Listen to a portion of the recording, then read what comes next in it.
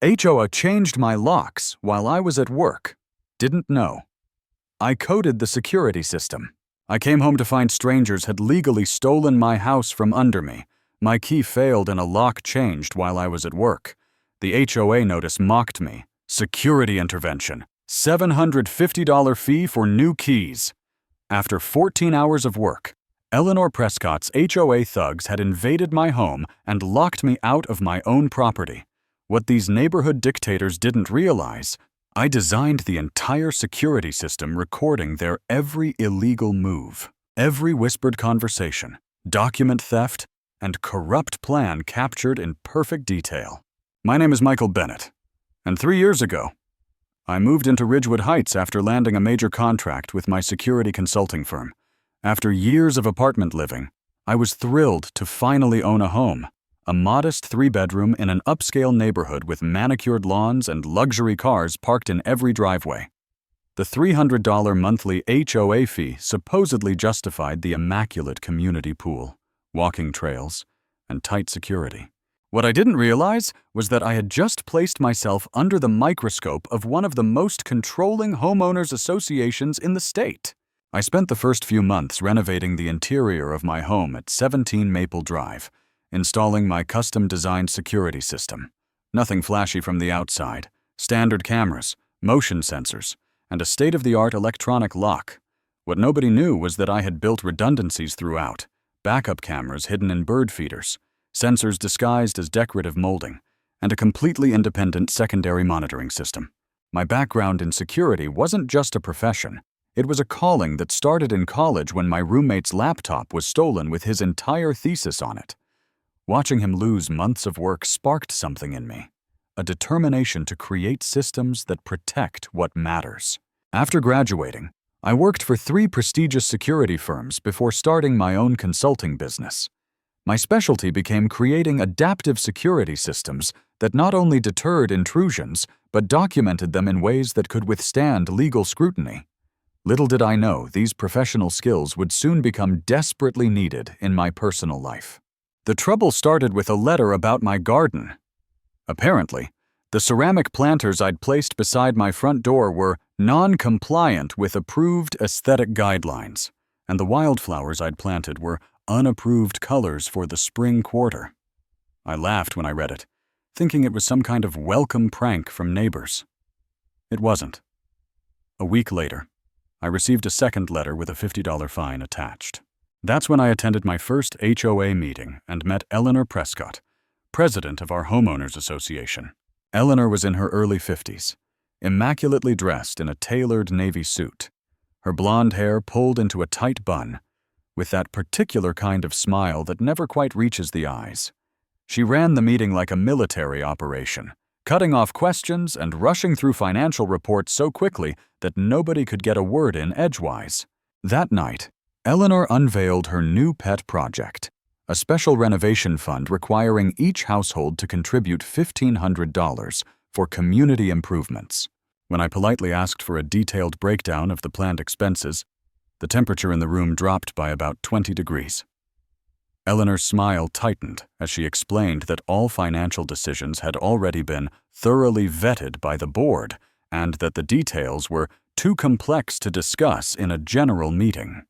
The way she stared at me afterward made it clear I'd crossed some invisible line.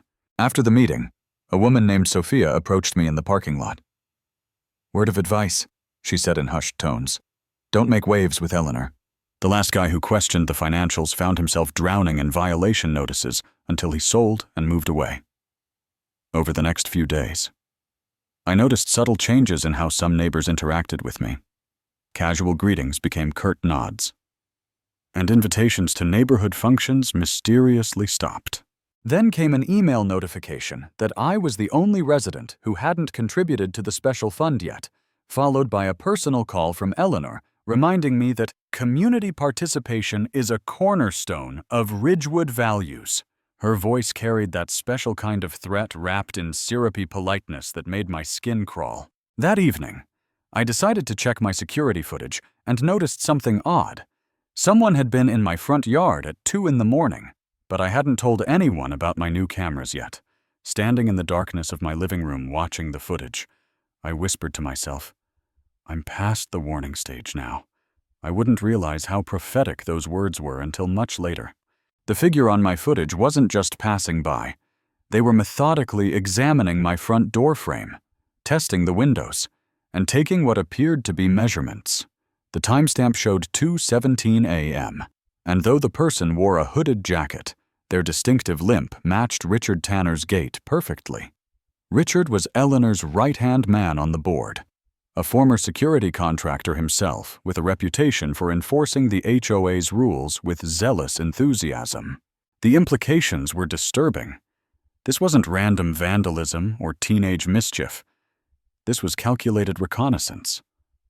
I spent that night reviewing my home's vulnerabilities, making notes on entry points that needed additional protection, and ordering specialized equipment that would arrive in discreet, unmarked packages. If the HOA wanted to play surveillance games, they had chosen the wrong opponent. By dawn, I had developed a 3-phase security enhancement plan and made my first entries in what would become a meticulous log of every interaction with HOA members. Something told me documentation would become my most powerful weapon in the battles ahead. I spent the following week researching our HOA bylaws and state regulations. Turns out, as a homeowner, I had the legal right to request detailed financial records from the association. I drafted a formal letter citing the specific laws and hand-delivered it to the HOA office. The administrative assistant's eyes widened slightly as she read the heading, but she assured me Eleanor would respond promptly. 3 days later, instead of the financial records I requested, I received a violation notice for lawn grass exceeding 2.5 inches in height, with a $100 fine. The day after I trimmed the grass, another notice appeared. Trash receptacle positioned 6 inches beyond designated placement area, another $100. By the end of 2 weeks, I had received 6 separate violations totaling $900 in fines, each one more ridiculous than the last. Sophia, who I learned was a lawyer specializing in real estate, wasn't surprised. Eleanor's infamous for her death by 1,000 cuts approach. She explained when we met for coffee. She's been doing this for years. Most people just give up and pay whatever she asks. She told me about Carlos Rodriguez, another homeowner who had gone through similar harassment after questioning a suspicious landscaping contract last year. I started documenting everything, photographing my lawn daily, recording the exact position of my trash cans, and keeping detailed notes of every interaction with HOA members. If they wanted to play by the rules, I'd make sure I knew the rule book better than they did. The more I dug into Ridgewood Heights regulations, the more alarming inconsistencies I found. The official bylaws filed with the county differed significantly from the version distributed to homeowners, with the HOA's version granting them far more power over property decisions.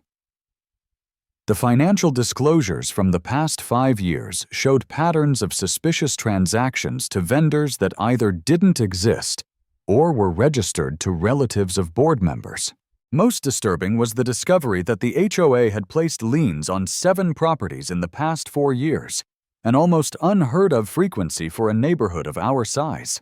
It was becoming clear that Eleanor wasn't just a power-hungry busybody. She was running a sophisticated scheme designed to intimidate, extract money, and potentially force out homeowners who didn't fall in line. The morning after my research deep dive, I installed 4 additional hidden cameras around my property.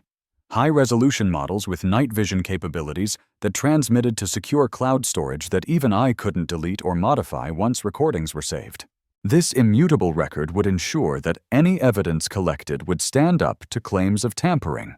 I also set up a dedicated computer in my home office, running specialized software that logged every electronic communication from the HOA and backed up copies to 3 separate secure servers. Some might call this paranoia. I called it preparation. My father always told me, hope for peace, but prepare for war. This situation certainly felt like the latter was becoming inevitable. Driving home from work one evening, I spotted a black SUV parked across from my house. Inside sat Richard Tanner, along with Greg Bennett, The local locksmith who did all the official HOA maintenance, they weren't even trying to be subtle, openly watching my house and taking notes. I noticed Officer Ryan Daniels, one of the local police, slowly driving by as well. He gave me a neutral nod but kept driving. I'd later learn he had been watching Richard's activities around the neighborhood for months, suspecting something wasn't right, but lacking evidence to act. The next escalation came after I missed the deadline to pay those accumulated fines. Eleanor sent a final warning letter, threatening legal action if I didn't comply immediately. That same night, my cameras caught Greg and Richard prowling around my property after midnight. They were testing windows, photographing my porch, and even trying to peek through my blinds. I called Sophia immediately. "They're building a case against you," she warned. "Eleanor has connections at the county courthouse. Her brother-in-law is a clerk there. You need to be extremely careful." I decided to take her advice, but not in the way she expected. Instead of backing down, I began installing additional hidden surveillance. If they wanted a war, they would get one, but on my terms. "I've been dealing with security threats my entire career," I told Sophia when she expressed concern about my plan. "Corporate espionage, international hackers, even state-sponsored attacks. Eleanor Prescott is just another threat model, and a predictable one at that." What I didn't tell Sophia was that I was setting up what security professionals call a honeypot, a system designed to look vulnerable while actually monitoring anyone who tries to exploit it. I created a second Wi-Fi network with intentional security holes, planted an easily discoverable external hard drive with fake financial information, and even left what appeared to be banking documents carelessly visible through my office window. Then I waited, knowing that people who abuse power eventually overreach. I received an official HOA letter labeled Urgent Legal Notice the following morning. It detailed all my unpaid fines, now with added late fees, and gave me 48 hours to pay or face a lien on my property. As I read it, my security app pinged. Night vision footage showed Greg snooping around my backyard again, this time with what looked like measuring tools. When I mentioned this to Sophia, she became genuinely worried.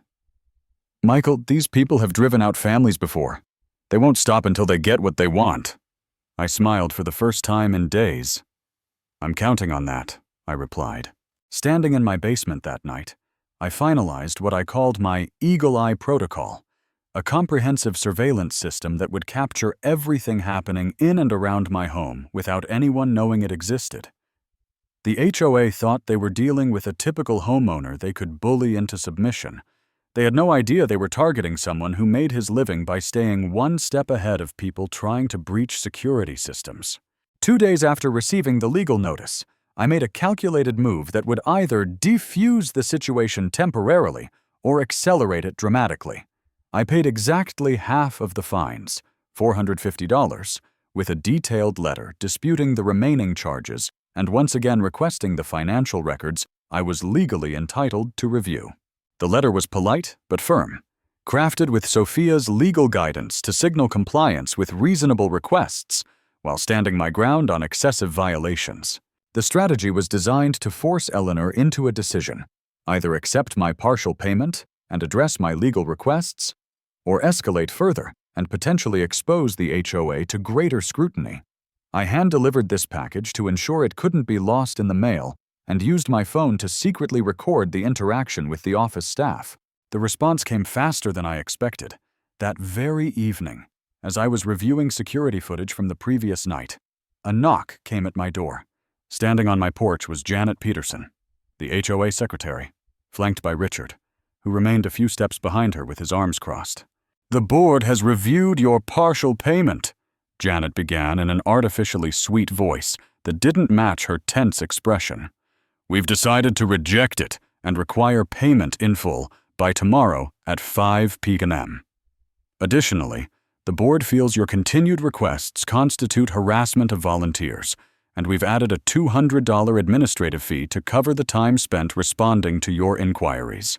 The calculated cruelty of their approach was impressive in its efficiency, not only rejecting a good faith payment, but punishing me further for exercising my legal rights.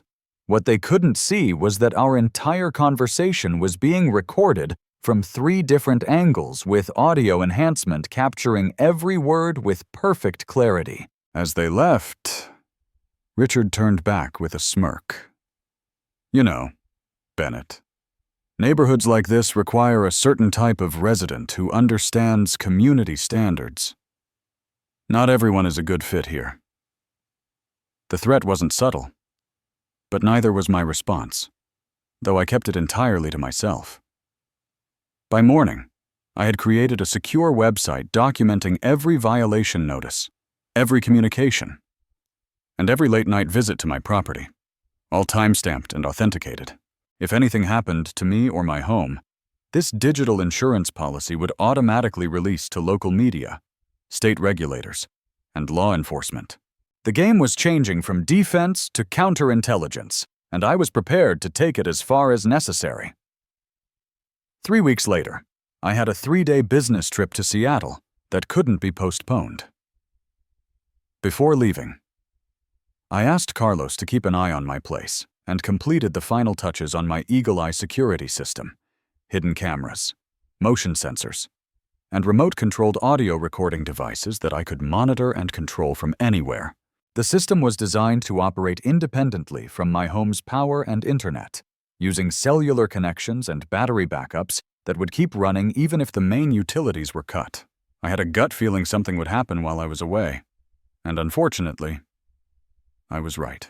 My security app alerted me during a client meeting on my second night away. The footage showed Richard and Greg approaching my back door just after midnight, using flashlights and speaking in hushed tones. "This is the perfect opportunity," Richard said as Greg examined my locks. "He's out of town until tomorrow night. Make sure you do a clean job. We need this to look official." I watched in real time as Greg picked my lock with practiced ease, and they both entered my home. I immediately activated all interior cameras and recording devices. For the next 2 hours, they methodically went through my house, not just examining the water heater they would later claim was leaking gas, but rifling through my office drawers, photographing documents, and Greg connecting a device to my computer that appeared to be copying my hard drive. "Look at this," Greg said excitedly, pointing to my security system designs. "Richard, these are the blueprints for the whole neighborhood security setup. This could be worth a fortune to the right buyer." What they didn't realize was that my actual system designs were securely stored on encrypted servers, not on my home computer. What they were stealing was an elaborate decoy, detailed enough to look legitimate, but with subtle flaws that would render any system built from them fundamentally compromised. I had prepared for this possibility months ago, creating a digital Trojan horse that would allow me to track anyone who attempted to use the stolen designs. As they continued their illegal search, I was already documenting each violation with timestamps, clear video, and audio that captured their explicit intentions. Their casual conversation revealed something else disturbing. This wasn't the first time they had entered homes without permission. They discussed previous inspections at the Rodriguez and Freeman residences, mentioning items Greg had acquired during those visits. The sophistication of their operation surprised even me. Richard had a list of specific documents to look for, including tax returns, investment records, and anything related to my employment or security contracts. Their thoroughness suggested a level of planning beyond simple harassment. They were building a comprehensive profile they could exploit. At one point, Greg found my fake investment portfolio, showing non-existent holdings worth over $3 million. Richard's eyes lit up in the infrared camera view. "Jackpot," he whispered. "Eleanor's going to want to see this immediately."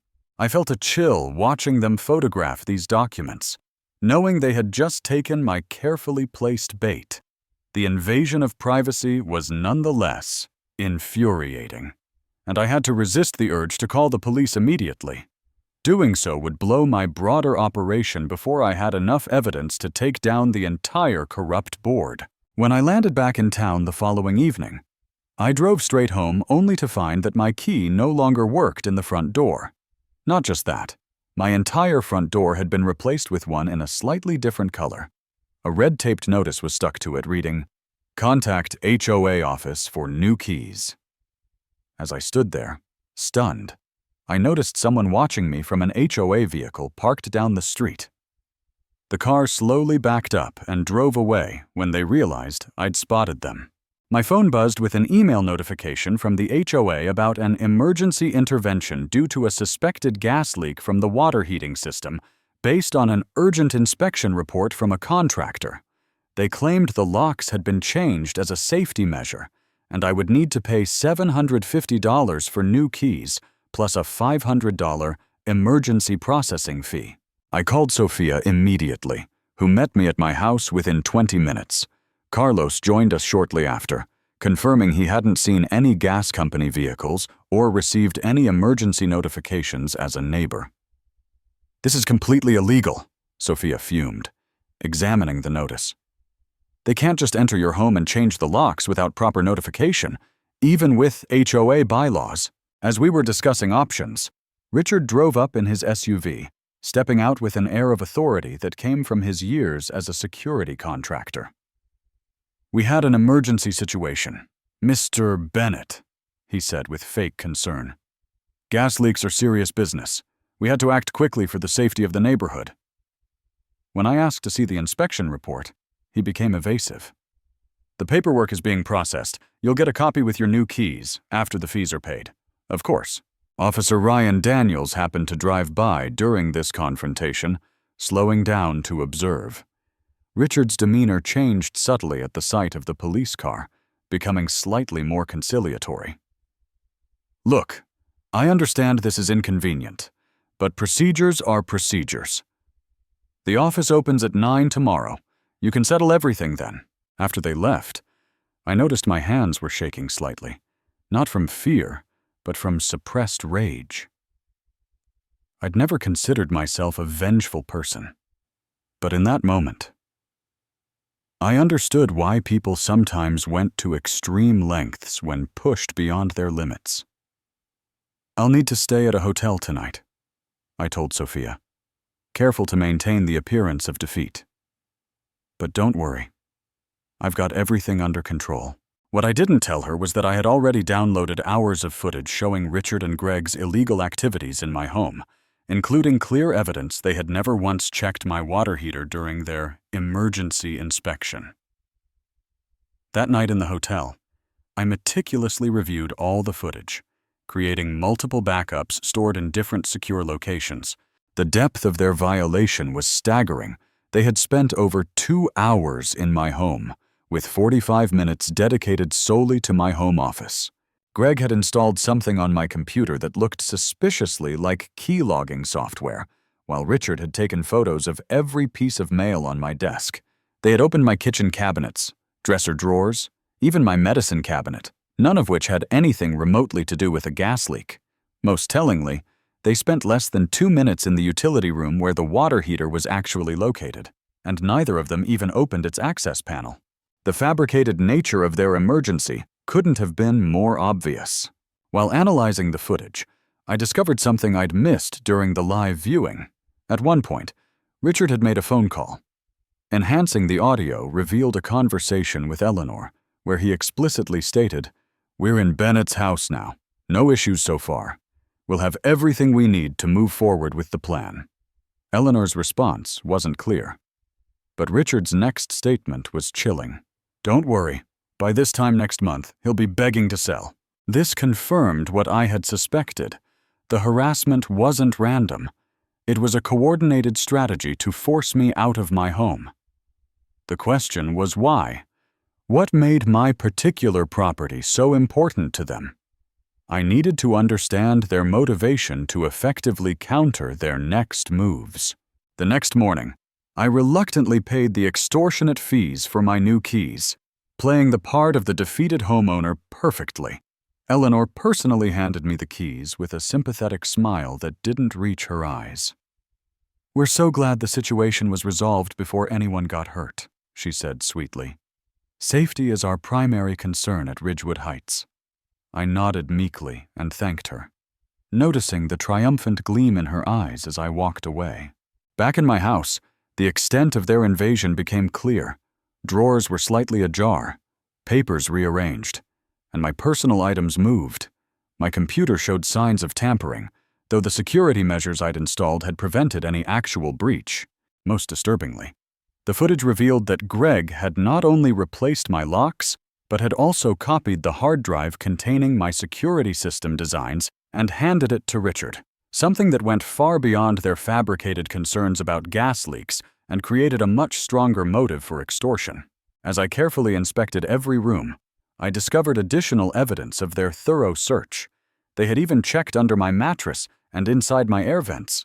In my home office, I found fingerprint dust on several surfaces, indicating they had been searching for my fingerprints. This suggested a level of sophistication beyond typical harassment. They were gathering materials they could potentially use to implicate me in something. The violation felt deeply personal, as if they had not just invaded my home, but were attempting to hijack my identity for their own purposes. I spent the rest of the day setting up additional security measures, reinforcing door frames, adding interior door locks that couldn't be picked, and installing pressure sensors under certain floorboards that would alert me to any intruders. For the next 2 weeks, I implemented what military strategists call false flag operations.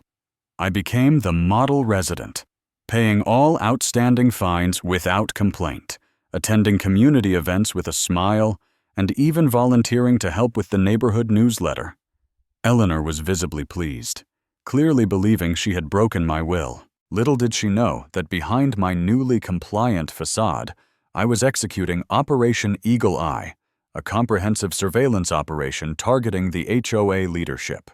I installed microcameras in public areas of the neighborhood clubhouse where HOA meetings were held, placed motion-activated audio recorders in strategic locations, and even managed to gain access to their email server through a security vulnerability I discovered in their system.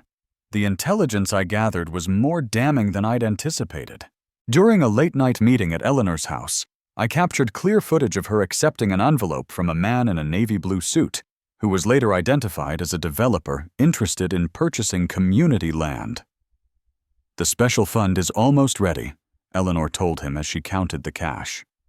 "Once we have everyone's contribution, we'll have enough leverage to push the sale through without a community vote." I didn't just record audio. I had visual evidence of Eleanor taking what appeared to be a bribe, Richard discussing how they could force me to sell my house because Bennett knows too much, and Janet Peterson falsifying financial reports to hide their misappropriation of funds. My digital reconnaissance wasn't limited to surveillance cameras. I created a sophisticated network analysis system that tracked all electronic communications to and from the HOA office, revealing patterns of communication with developers, contractors, and what appeared to be shell companies created to launder funds skimmed from community fees. The private email exchanges between board members contained explicit discussions about targeting problem homeowners with fabricated violations until they either paid up or moved out. My name appeared with disturbing frequency in these exchanges, often paired with phrases like potential troublemaker and needs special handling. One particularly disturbing email from Eleanor to Richard read, "Bennett's background makes him dangerous. If standard pressure doesn't work, we'll need to consider more creative solutions." This revelation explained the escalating nature of their tactics. They weren't just harassing me over petty violations. They viewed me as a genuine threat to their operation. My security expertise and natural skepticism made me the worst possible neighbor for their schemes. I began compiling a detailed timeline correlating board actions with property sales, discovering that every time a resident was forced out through harassment, their property was quickly purchased by one of 3 investment companies, all of which traced back to a single holding company partially owned by Eleanor's husband's estate. The scheme was elegant in its simplicity. Drive out homeowners through harassment, acquire their undervalued properties through shell companies, and then resell at market rates or hold until property values increased further. My carefully crafted submissive persona was occasionally difficult to maintain. particularly when Eleanor stood up at an HOA meeting and announced her victory in securing the special renovation fund and promised to continue maintaining standards for stubborn residents. During a neighborhood barbecue, Eleanor publicly disparaged me, implying I was a troublemaker who had finally learned his lesson. I remained silent, eyes downcast, while my sister Amanda, who was visiting that weekend, discreetly live-streamed the entire interaction. "You like making up rules?" I thought to myself as Eleanor gloated. "I'm writing them down for you to read later." The strain of playing this double role took its toll. One evening, as Amanda helped me organize the evidence, I had a moment of doubt. If I go through with this, am I any better than they are? I wondered aloud. "I've thought about selling the house and just walking away." Amanda placed her hand on my shoulder. "But if you run away, who's going to stop them from doing this to someone else?" She was right. Of course. This had become about more than just my house. It was about standing up to bullies who had been terrorizing an entire community for years. Meanwhile, Sophia, who had initially been hesitant to officially take on the HOA due to concerns about her professional reputation, became fully committed to the cause after witnessing the lock-changing incident firsthand. "What they did to you was criminal," she said firmly. "And I'm guessing you're not their first victim." My investigation revealed that Eleanor, Richard, and Janet had been running their scheme for years. They had forced 5 other families to sell their homes over the past 3 years alone, always using the same pattern of harassment, fabricated violations, and escalating fines. But their current plan was far more ambitious. They were secretly planning to sell a portion of the community's common land to a developer for nearly $1 million without informing the residents. The special renovation fund was never intended for improvements. It was designed to cover up the land sale preparation costs. While they pocketed substantial kickbacks, I discovered all this by tracking Richard's movements through a USB drive he had stolen from my office, a drive I had fitted with a tracking chip and filled with enticing but ultimately useless security information. I wasn't working completely alone. Martin Freeman, a neighbor who had publicly seemed neutral or even slightly hostile toward me, was secretly feeding me information. Eleanor approached me last year about selling the eastern section of the park, he revealed when we met discreetly. When I objected, my mailbox was vandalized 3 times in 1 month, and I started getting violation notices about my garden beds being 2 inches too wide. My alliance of reluctant rebels was growing.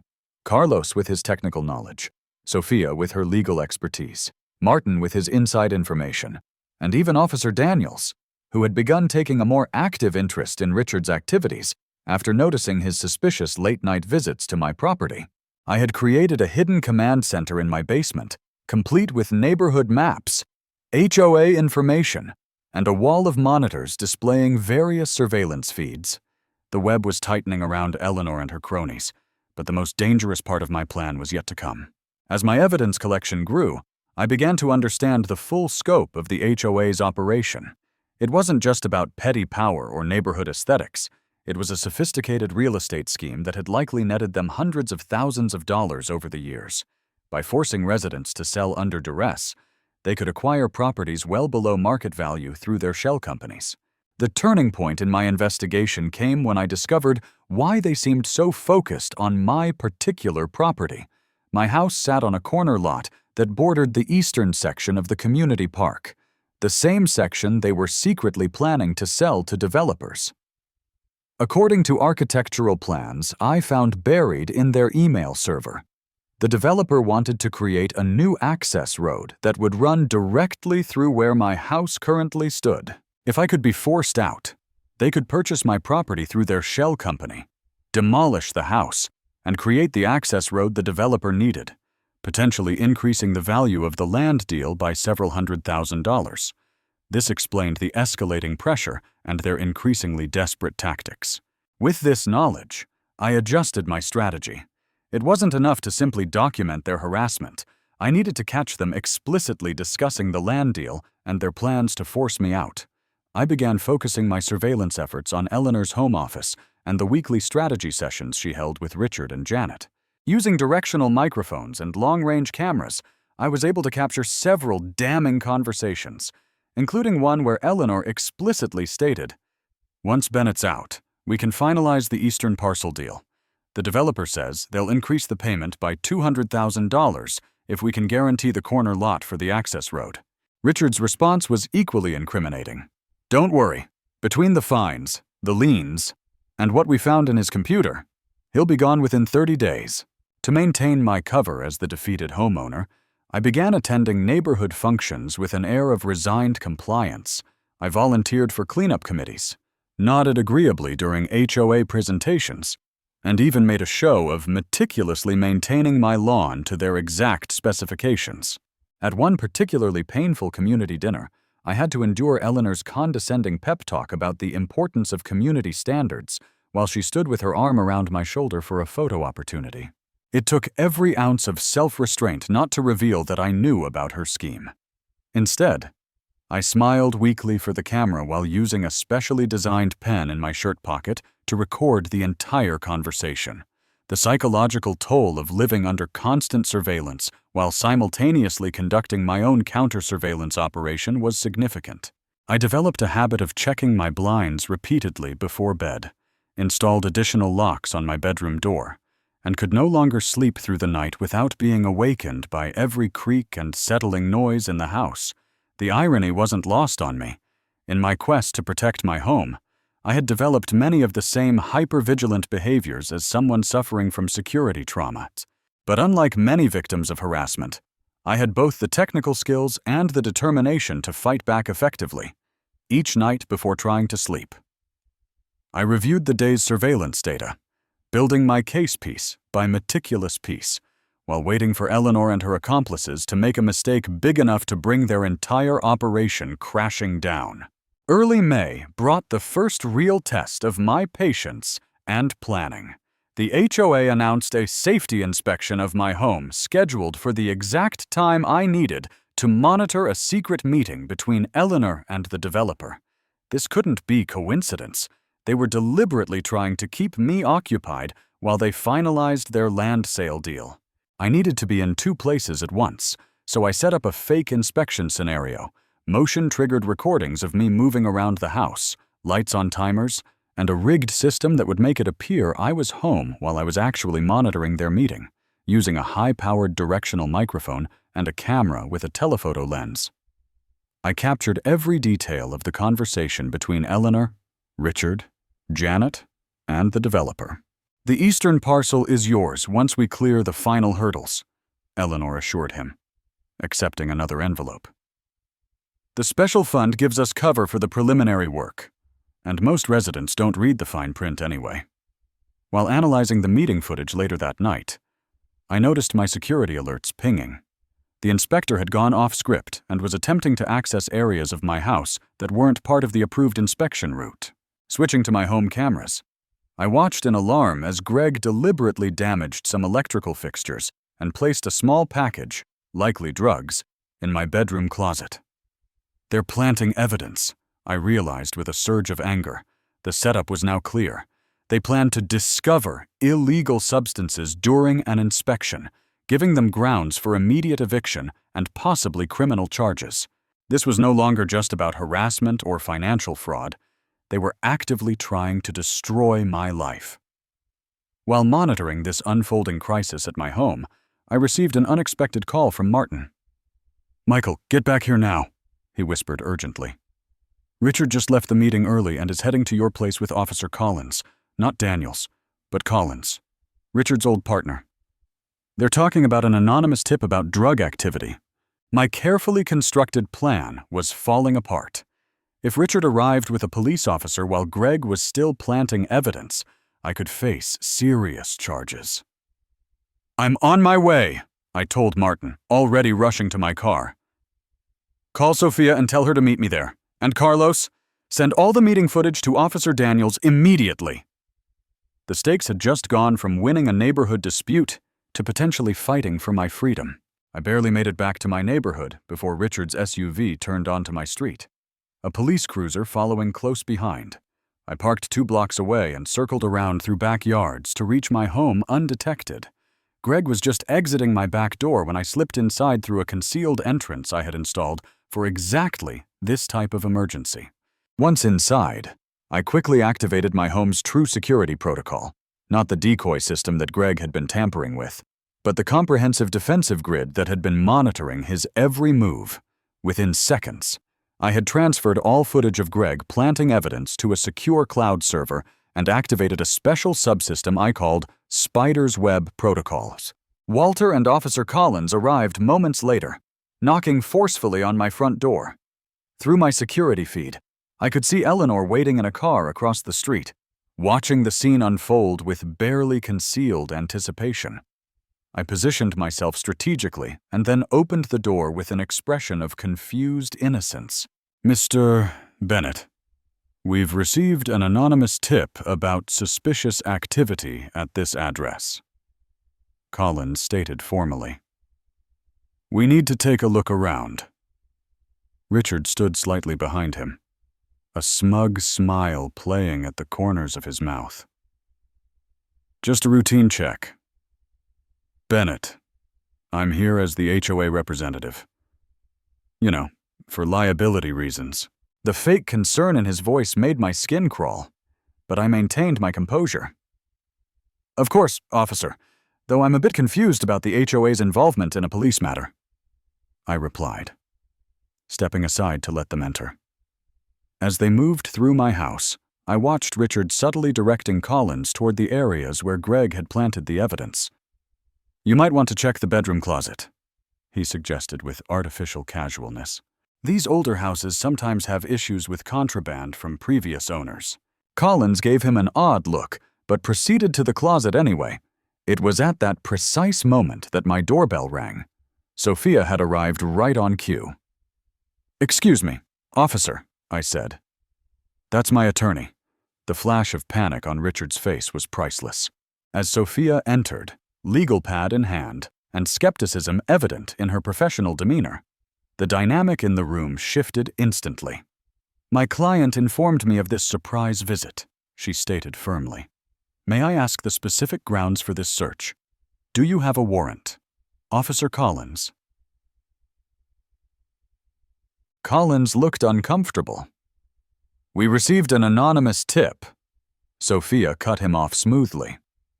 "An anonymous tip is insufficient grounds for entering a private residence without a warrant, as I'm sure you're aware."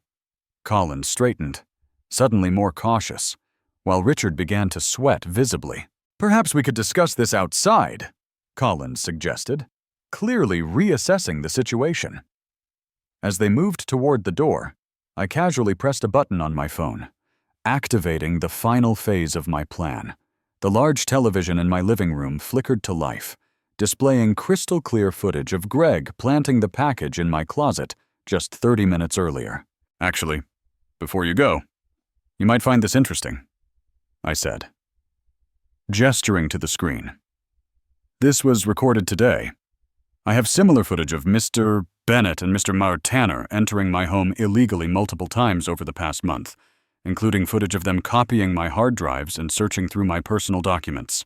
The color drained from Richard's face. That's doctored footage," he stammered. "He's trying to frame the HOA." Collins, however, was already reaching for his radio, his expression hardening as he watched Greg clearly planting evidence in my home. "I think I need to call this in," he said quietly, stepping away to request backup.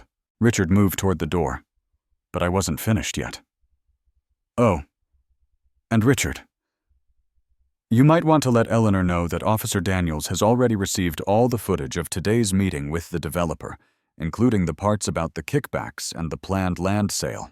The next few hours passed in a blur of police statements, evidence collection, and the gradual unraveling of the HOA's corrupt empire. Officer Daniels arrived with a legitimate search warrant, not for my house, but for the HOA office and Eleanor's home, based on the evidence I had previously shared with him and the city attorney. As Eleanor was escorted from her car in handcuffs, screaming about a setup and threatening lawsuits. I felt no satisfaction, only relief that the nightmare was finally ending. Sophia stayed by my side throughout the process, lending her legal expertise and moral support. "You know, when you first came to me with this plan, I thought you were being paranoid," she admitted quietly. "I never imagined it went this deep." That evening, as police cars finally drove away and curious neighbors retreated to their homes, I sat alone in my living room. The adrenaline crash leaving me exhausted but clear-headed. I had activated my spider's web protocol not just as a defensive measure, but as the culmination of months of careful planning. Every illegal action, every fraudulent document, every secret meeting had been recorded and cataloged, creating an evidence trail so comprehensive that not even Eleanor's courthouse connections could make it disappear. I had sent copies to the district attorney, the state attorney general's office, and several trusted journalists. The web had closed, and there would be no escape for the corrupt HOA leadership. The emergency community meeting the following weekend drew nearly every Ridgewood Heights resident. The clubhouse buzzed with shocked conversations as people processed the arrests of Eleanor, Richard, and Greg, along with the freezing of all HOA accounts pending investigation. I sat quietly in the back, observing the spectrum of reactions ranging from disbelief to vindication. Janet, who had agreed to cooperate with authorities in exchange for leniency, confirmed what many had suspected for years. Eleanor had been systematically embezzling funds, harassing residents who questioned her authority, and most recently, planning to sell community land without proper approval or transparency. When my name came up as the person who had exposed the scheme, all eyes turned to me. The same neighbors who had avoided me weeks earlier now regarded me with a mixture of gratitude and embarrassment. "I think Mr. Bennett deserves to explain what happened in his own words," Martin suggested, standing up from his chair. As I walked to the front of the room, I felt oddly calm. The anger and frustration that had driven me for months had dissipated, replaced by a sense of closure. "I never wanted to be at the center of this," I began. "All I asked for was transparency about our finances and fair treatment under the rules we all agreed to when moving here." I connected my laptop to the projector and pulled up a carefully edited video compilation. Eleanor changing my locks, Richard stealing documents, Greg planting drugs, all intercut with footage of their secret meetings discussing kickbacks and their plans to force me out. When the video ended, the silence in the room was deafening. "They didn't just target me," I explained quietly. "Over the past 3 years, 5 other families were driven out using the same tactics. The special renovation fund was never meant for improvements. It was covering their preparations to sell the eastern section of our community park to developers for nearly $1 million, with substantial kickbacks for themselves. A new HOA board was elected with record resident participation. They implemented transparent financial practices and reasonable enforcement of community standards. Eleanor, Richard, and Greg faced multiple criminal charges including fraud, breaking and entering, evidence tampering, and attempted extortion.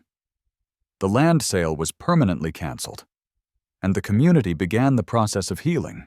As for me, I received numerous requests to consult on security for other neighborhoods fighting corrupt HOAs, turning my experience into an unexpected career opportunity. At the community's first successful block party under the new leadership, Sophia found me sitting somewhat apart from the celebration. "You should be enjoying your hero status," she teased, handing me a drink. I shook my head. "I'm no hero. I just had the right skills at the right time." We watched children playing on the preserved park grounds, the same land that would have been bulldozed under Eleanor's scheme. "You know," Sophia said thoughtfully, "you never told me how you knew they'd take the bait with those fake investment documents." I smiled slightly. People who abuse power always want more. Eleanor wasn't just power hungry, she was greedy. The moment she thought I had money, Her focus shifted from driving me out to getting her hands on that money. Classic predator behavior.